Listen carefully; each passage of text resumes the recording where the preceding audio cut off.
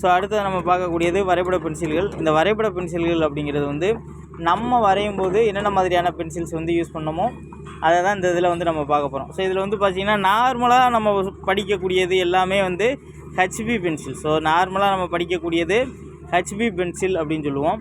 So இது இல்லாமல் என்ன ஆகும் அப்படின்னா ஹெச் ஹார்ட்னஸ் இன்க்ரீஸ் ஆகிட்டு போகக்கூடிய வகையில் ஹெச் 2H 3H 4Hன்னு இருக்கும். அப்படி இல்லைன்னா பிரைட்னஸ் அதாவது வந்து பி வந்து அதிகமாகக்கூடிய வகையில் பி 2B 3B அந்த மாதிரி வந்து கூடிக்கிட்டே போகும்.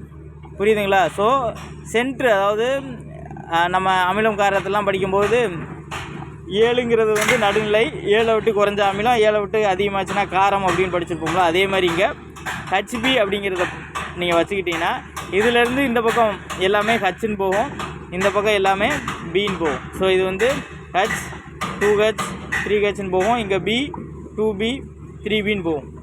புரியுதுங்களா?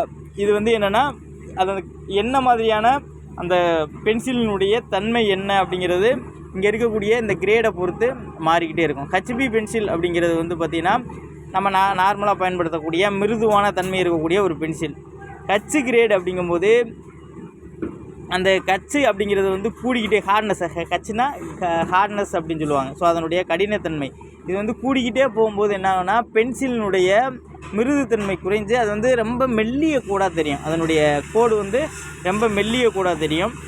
இதே வந்து பி அதாவது கிரேட் பி அப்படின்னு வந்து நம்ம பார்த்தோம்னா சாஃப்ட்னஸ் மிருதுத்தன்மையை குறிக்கும். ஸோ அந்த மிருதுத்தன்மையில் வந்து என்ன ஆகும் அப்படின்னா இன்க்ரீஸ் ஆகிட்டே போகும். இந்த ஹெச்பிங்கிறது B 2B 3B அப்படிங்கிறது வந்து இன்க்ரீஸ் ஆகிட்டே போகும். ஸோ ஹெச்பிங்கிறது சென்ட்ரு, இதிலிருந்து நமக்கு வரக்கூடியது வந்து B 1B 2B இந்த மாதிரி வரும். ஸோ இங்கிட்டு வந்து H 2H 3Hன்னு வரும்.